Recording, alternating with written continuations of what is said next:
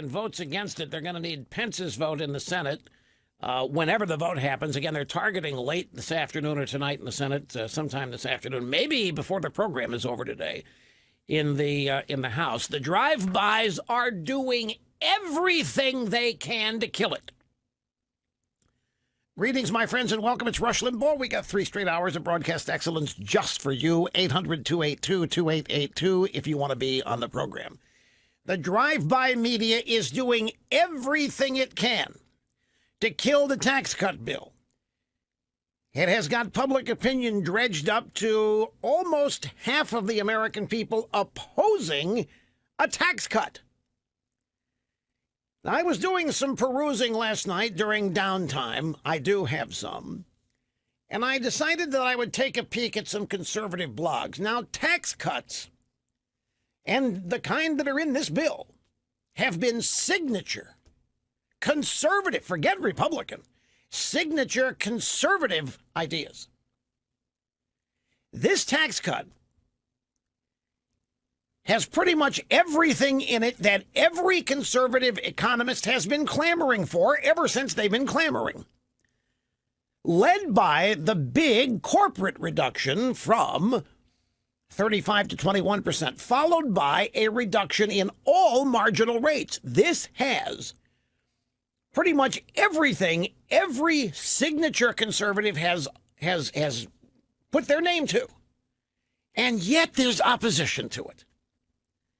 And I was reading some of the opposition on conservative blogs. Now, folks, I'm not going to mention any names. I could. It's not going to serve any purpose because all it's going to do is end up being a distraction. I'm not trying to create false rivalries and wars and back and forth Twitter battles or any of that.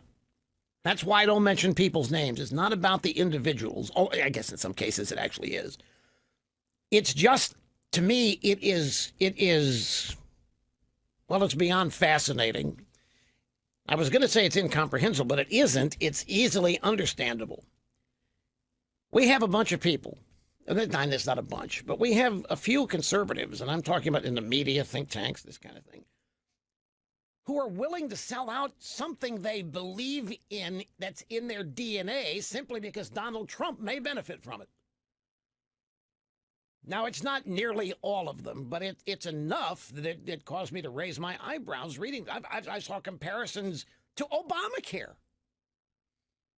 I saw a couple of pieces that were predicting that this tax cut bill could be as big an albatross around Trump's neck as Obamacare was and is around the Democrats' neck.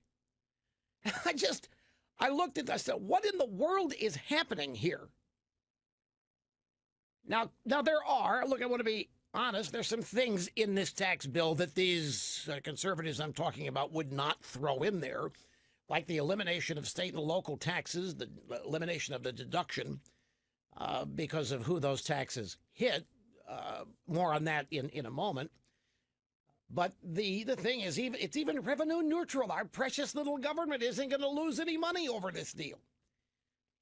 Except some of them think that it is. Some of them think it's going to grow the deficit. Some of them think that it's not going to balance out properly, and for this reason, they can't wholeheartedly get behind it.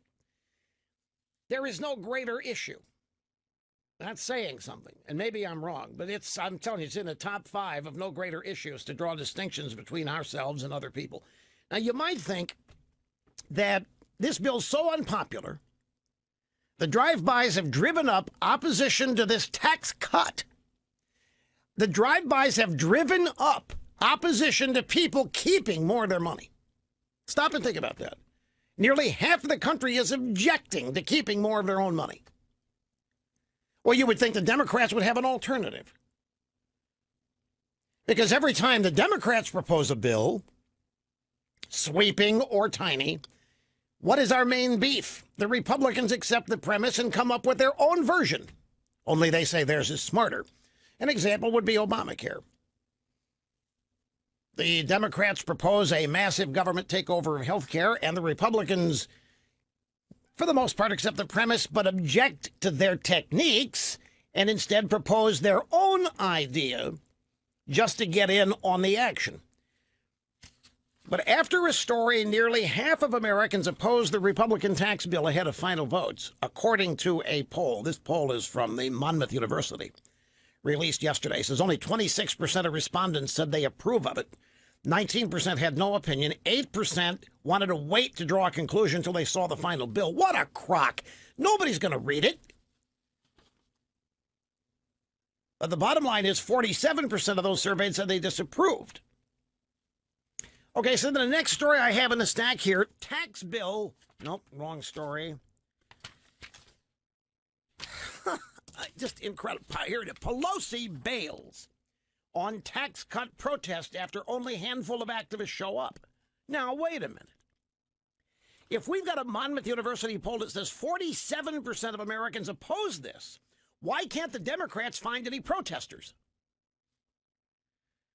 A handful of people are really steamed that Republican lawmakers are planning to lower taxes, and they gathered in tiny conference rooms on Capitol Hill, where Nancy Pelosi was slated to speak yesterday, but the demonstration was so weak, Pelosi didn't even show up. A reporter for PMSNBC said these protests have never been like what we saw with the health care law, meaning we don't have nearly the opposition to tax cuts that we have in Obamacare, and yet I've been reading about the similarities between Obamacare and the tax cut bill in terms, not legislative, of course, in terms of it being a negative for the people that do it.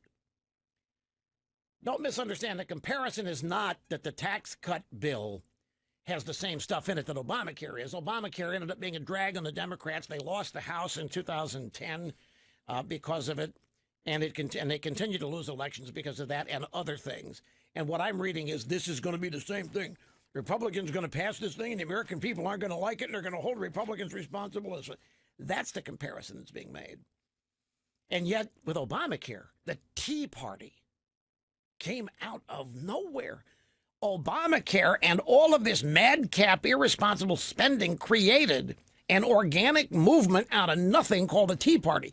The left can't even pay a bunch of ragtag protesters show up and protest this. So what's going? Is the polling wrong? Could it be that 47% of the American people do not oppose this? It's the strangest result I've ever seen. I have never seen a tax cut poll like this. But then you look at everything else in the media. 91% of all media coverage on Trump this year, negative. And in terms of two recent stories, the Obama administration obstruction, the sabotage of anti-terror efforts for the Iran deal, that story has not been covered. We had it yesterday. That story has not been reported. ABC, CBS, NBC, CNN, MSNBC, New York Times, Washington Post. That story that was in the Politico yesterday, talking about how Obama refused to clamp down on Hezbollah running cocaine and other drugs into the country because he didn't want to anger Iran, is in a deal to get Iran into the nuclear family and 10 years have a nuclear weapon, didn't want to tamp down the deal, so let Hezbollah continue to run drugs, including cocaine, into America. That is obstruction. That's real obstruction. They're going after Trump on Obama obstructed the DEA and the Department of Justice and told them to suspend efforts to stop Hezbollah from importing cocaine into the country. That is obstruction. That story has not been reported. You in this audience and people that watch Fox News, the only people that know it. Well, and to the extent that it's been retweeted out there on Twitter and a bunch of leftists see it, but of course they're not going to believe it because they haven't seen it in the New York Times or in the Washington Post or on CNN or at CBS, ABC, NBC, MSNBC, Telemundo Television, whatever. 90% coverage negative. More fake news, the Washington Post claiming that Trump was on the verge of rescinding his nomination of Neil Gorsuch to the Supreme Court. I read that today, and I knew that was fake fake news before Trump's tweet. Trump was never going to pull Gorsuch. Trump is to this day as proud of Gorsuch making it to the Supreme Court as is anything he's done since being president. He still brags about Gorsuch. But the Washington Post reported that Trump was going to pull it back, rescind the nomination during the confirmation hearings. You know why? And they've got 8 or 9 unnamed sources, people that won't put their name to this, claiming that Trump was livid when Gorsuch said he didn't like administration attacks on the judiciary, and it made him very uncomfortable. And the Washington Post story says that Trump viewed that as Gorsuch not being loyal and had to be talked out of withdrawing Gorsuch's name. Trump has tweeted out today that this is entirely and totally fake news, and there's no question that it's fake news. They try to make the case that Trump is petty and is totally influenced by flattery. And all of this is so overblown and exaggerated, and it's just another manufactured lie. There is another story that the drive-by media has not covered. In addition to not covering the fact that Obama obstructed law enforcement attempts to interdict cocaine being run into the country by Hezbollah, the New York Times and the Washington Post have totally ignored the texts between Peter Strzok and his mistress over needing an insurance policy if Trump were to win the election. That whole story, the tweets between Strzok and his mistress, and the conversations in the office of Andrew McCabe at the time number 2 at the FBI, those stories haven't been reported. Those tweets, that whole story. Obama obstruction of justice, impeding law enforcement, telling them to not try to stop Hezbollah from running cocaine into the country. And the texts between Strzok and his mistress, those stories have not appeared. I guess there's no time. When 90% of the busy broadcast news day is anti-Trump, I guess you don't have time to squeeze in stories that are true and that make Trump's opponents look bad. So it's in this atmosphere that we have a poll showing nearly half the American people oppose keeping more of their own money.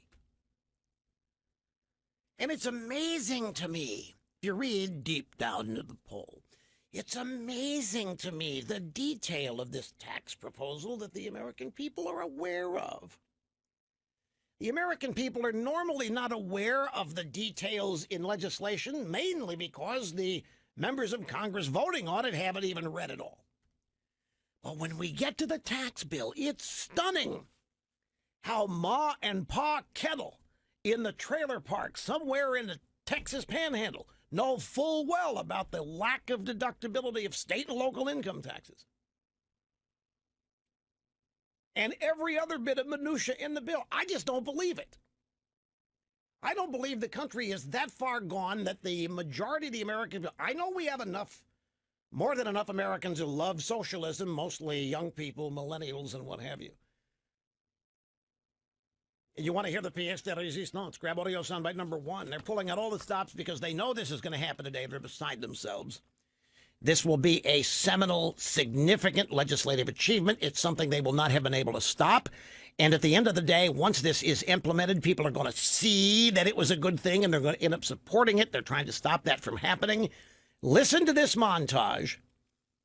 CNN, ABC, CBS, various people there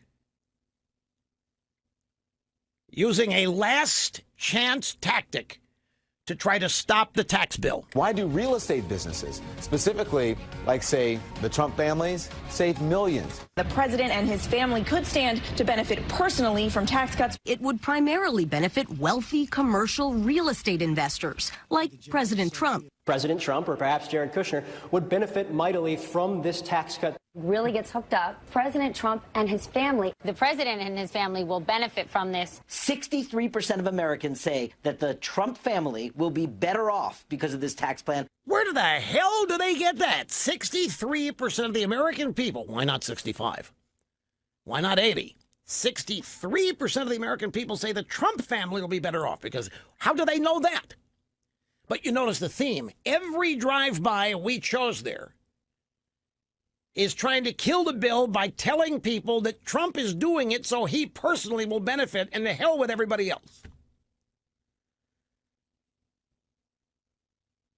This is not your standard, ordinary, everyday media bias observation. That's not what's going. This is not media bias. This goes so far beyond media bias.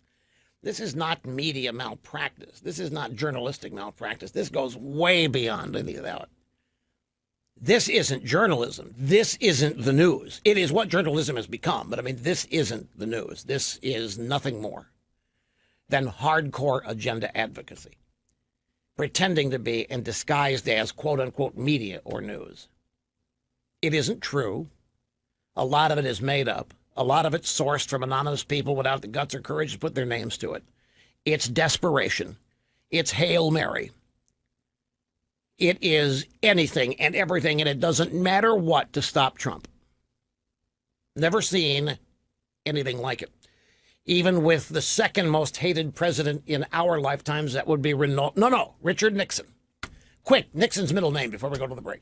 Way to go, you passed the test. Spent some time on this program recounting the positive accomplishments of the Trump administration in this year, and it's the only year, and it's significant, and the resulting boom economically and culturally, immigration, border-wise. And I want to do it again today, but using someone else. Rich Lowry, National Review Online. Trump's first year starting to look like a big win. Now, I'm not typecasting Lowry. I'm just telling you that this comes from a sector of the news media that never thought this was going to happen. That only somebody like Jeb or Ted Cruz could deliver something like this. But Lowry nails this. As the year ends, President Trump is compiling a solid record of accomplishment, much of it unilateral, dependent on extensive executive actions rolling back Obama's regulations. Impressive judicial appointments, as good or better than any conservative president would put forth, and the successful fight against ISIS, which was never going to be won with Obama in charge of it. The tax bill is the significant legislative achievement that heretofore has been missing, and yet here it is. It's hard to see, writes Mr. Lowry, how a conventional Republican president would have done much better, except if he had managed to repeal Obamacare, which was always going to be a dicey proposition, given the narrow Republican majority in the Senate. Well, let me just give you a little hint. This tax bill repeals the Obamacare individual mandate. That strips the guts out of Obamacare. The mandate requiring you as a matter of law to go out and buy Obamacare insurance is going to be gone. With that mandate gone, the guts, the bowels, and the colon of Obamacare are stripped away. $1.5 trillion over 10 years, and even more if you account for the budgetary gimmicks, and has changes that conservative economists have sought for decades. Particularly the lower corporate rate, 35 to 21%. The move to a territorial tax system, companies only taxed on their earnings in the U.S. And the business expensing, meaning companies can write off the full cost of new buildings and equipment and not have to depreciate over thousands and thousands of months. As I say, folks, in any other Republican president's hands, conservative Washington would be doing handstands. They'd be begging to be invited to the White House Christmas party. They'd all want to be photographed with the president and first lady at the White House Christmas parties. It's just, I was going to say stunning, but nothing's stunning anymore. It's just sad. This continued opposition not rooted in anything intellectual. These reforms are arguably as significant on the corporate side as the Reagan reforms of 1981 were on the individual side, and they stand a good chance of being enduring, too. Long-lasting. For those of you in Rio Linda, unlikely we're ever going back up to a 35% corporate rate or returning to a worldwide tax system. But that's not all. Trump's deregulation has been in full gear. The EPA is unspooling major Obama-era rules. We have pulled out of every silly climate agreement at the United Nations. The waters of the United States and a clean power plan Obama has put us in are gone. The FCC has reversed Obama's attempt to take over control of the internet. It's called net neutrality. Obama, this is another one. Obama, as you well know, blocked the Keystone Pipeline to appease environmentalist wackos who argued that the future of the planet was at stake. Trump green-lighted it without a fuss. And other fracking and other drilling, other pipelines, Trump has authorized them. As such, the New York Federal Reserve is predicting that we may hit 4% GDP growth in the fourth quarter of this year, which basically has 10 days to go. 9 days, whatever it is. We're near the end of the year, near the end of the month. Now, Lowry concludes maybe any Republican would have done much of what Trump has, but 3 acts stand out: pulling out of the Paris Accords, decertifying the Iran deal, and declaring Jerusalem the capital of Israel. All 3 demonstrated an imperviousness to polite opinion, i.e. the establishment way of thinking. That is one of Trump's signature qualities. And let's not forget, the president began the process of ending Obama's amnesty for so-called dreamers. And up next is Trump attacking and eliminating chain migration. Folks, the stuff that has been done this year, the economic rebound, the pulling this country from the depths of despair and putting it back on a course to make it great again, it is transformational and phenomenal. So much of this has happened in just 1 year, and the tax cut passing will put an exclamation point to the end of this. That, although it won't be reported, is going to send the left into the throes of depression and funk like you think you're in. They are going to end up actually being there, and their funk and their depression is going to be legit because it will be born of the reality that they have been unable to stop Trump from the implementation of his agenda. Yeah, some things. But you look at the forces arrayed against this president. You look at the projection of power the left has put together and used against this administration. Then you measure what this administration got done. And I would be hard-pressed for you to name any other president who could pull off as much of what Trump has pulled off with this kind of opposition. No previous president has known this kind of opposition. No previous president has been the recipient of 91% consistent negative coverage for over a year. No previous president has been targeted for destruction by what we call the deep state, the administrative, unelected bureaucracy of this country, staffed by career leftists, socialists, liberals, you name it, working in consort with simpaticos at the drive-by media. There isn't a single president in our lifetimes you could name who could have withstood and overcome and triumphed on so much against this kind of opposition.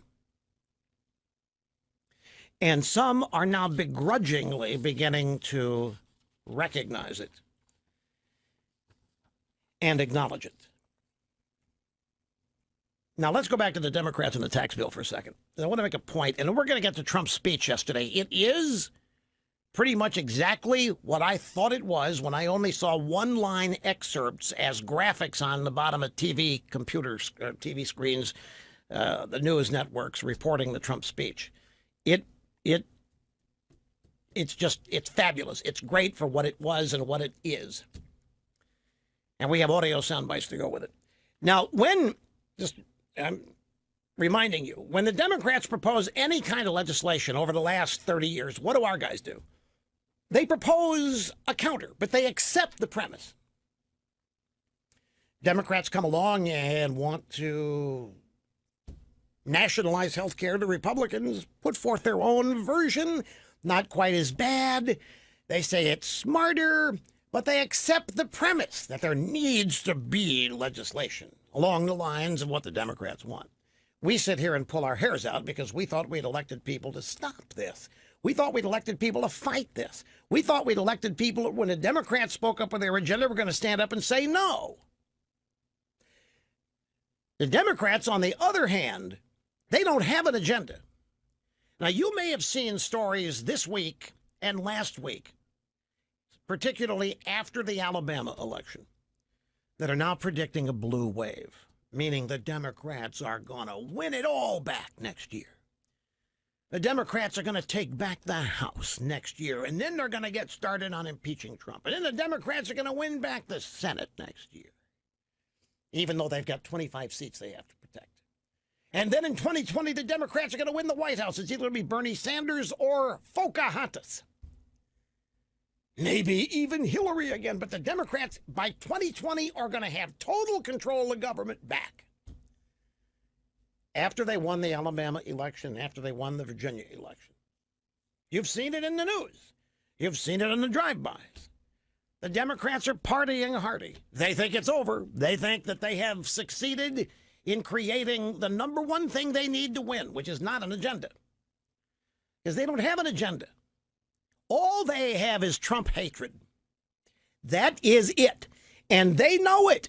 And they think it's enough. They're very happy with that. That is it. That is the sole message they've got. As we enter the election period for 2018, Trump hatred. They think they have succeeded in convincing all of those Trump voters in the blue states that voted for Trump to now hate him. They think they have succeeded in convincing a majority of Americans that Trump is a mistake, a disaster, a reprobate, a pig, and that he's gone, deserves to be impeached. They do not have an agenda. Now, wait, don't misunderstand. They have an agenda. It's called socialism. Their agenda is called taking over the United States government and transforming this country out of and away from the way it was founded. I mean, that's their agenda, but that's the broad-based agenda that doesn't change. But I'm talking about an agenda that can be articulated in campaigns. They can't say that. They're getting close, though. They're getting close to thinking they've reached the point where they can be honest about running down this country as founded, running down the white Christian foundation of this. They think they've gotten to the point where they can win elections by beating up on all that. But they're not quite there yet, so they're relying on Trump hatred. Yesterday, they scheduled this massive tax cut protest, and they couldn't even pay a bunch of protesters to show up. Once again, this is in the American Mirror. Pelosi bails on tax cut protest after only a handful of activists show up. Why couldn't they get a bunch of activists? They've got the rent-a-mobs. They've got their people that they hire. Got people that hire people to show up and protest a Trump rally, a legislative session, a Senate hearing, a House hearing, you name it. Thousands of people out there willing to be paid and show up and protest. They couldn't find anybody to show up and protest. Tiny conference room at Capitol Hill where Pelosi was going to speak against the tax cut. Why do you think that is? And what do the Democrats have in response to this? Okay, here's Trump and the Republicans with a very sweeping, comprehensive tax cut proposal. What's the Democrats' response to it? What is their version? They don't have one, folks. There's not a single one of them that wants to even get on board conceptually with tax cuts, and there isn't a single one of them that wants to put forth opposition to it. Their entire agenda is hatred of Trump and attempting to gin up as much of it as they can. So I ask you, is that enough? Is that enough for them to win the House? Let's just keep it at that. Is ginning up hatred for Trump across the country, can they do that? Can they gin up enough hatred to propel the Democrats back in control of the House? And nothing else. No other agenda items, no other promises, no other, here's what we stand for, here's what we're going to do. Nothing positive. They don't dare go positive because things are supposed to be so bad that they can't do anything but talk about how bad it is. Their websites cannot have one positive click. Not one positive headline. Every website on the left and every click, every headline must be doom and gloom. Can they win? I am Xing you. Can they? Is that enough? Is hatred for Trump enough? Keep in mind, as you think about this, 91% of all Trump coverage in the media that most Americans access is negative. And all of these negative, anti-bad Obama and Democrat stories are not being reported. They're not being referenced.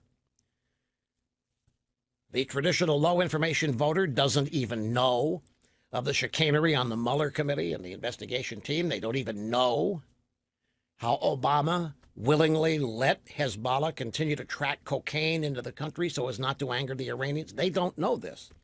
That hasn't been reported, nor has the text messages between Strzok and his mistress and what's been going on the Mueller team to sabotage Trump. It's not being reported. So they've got 47% of the American people in a poll claiming to oppose and hate the Trump tax cut bill. Think about it. I have to take a time out. Be back here in just a second. Folks, if a movie comes to your town anytime soon, Darkest Hour, go see it. Drop everything and go see it. Darkest Hour is Winston Churchill, 4 years during World War II. It is a 4-year lifespan of Churchill that takes into account pretty much everything Winston Churchill is known for. Gary Oldman plays Churchill, and if you look at Gary Oldman, this guy plays Churchill, but it's perhaps the greatest portrayal of Winston Churchill on film ever. I'll tell you a little something. Trump is playing this movie for guests in the White House. They screened it for Trump over the weekend on Saturday. He loved it so much, he had a bunch of members of Congress up to the White House to watch it last night. He watched it up in Camp David on Saturday. He had Vice President Pence, Treasury Secretary Mnuchin up there, and they were blown away by it. Darkest Hour. You've probably seen TV spots for it. It's opening in limited release because they're trying to get it qualified for the Academy Awards. It opens in wide distribution beginning next year, early next year. Whenever it comes to wherever you are, drop everything and go see it. Darkest Hour. I don't want to tell you too much about it. And I don't want to raise expectations extraordinarily high so that no matter how great it is, you feel, what was the big deal? But you're going to be blown away. Dr. Larry Arnn of Hillsdale College, who is a Churchill expert, has written numerous books. Churchill, perhaps his hero.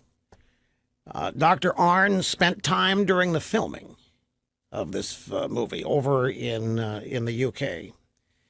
And I wouldn't go so far as to say he was consulted on it, but for the most part, he was there during crucial moments. He so heartily recommends this.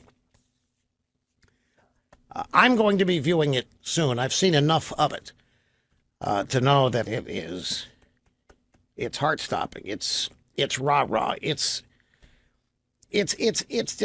got all of the values and the historical reminders of why all of what we are and do matter, and the greatness. But for so many people, Churchill lived before we were born, many of us. And all we know of Churchill is what's been written and what he's written, which is voluminous. But this gets as close to bringing Churchill to life as anything that I have seen, including John Lithgow in The Crown. This is an entirely different portrayal. Oops, and I wanted to give you one more push on our brand new and totally unique Christmas ornaments at rushlimbaugh.com, but I just ran out of time. You will marvel at not the oratory, the language and its perfection on the part of people who utter it. You'll be dazzled. lrushbo at eibnet.us.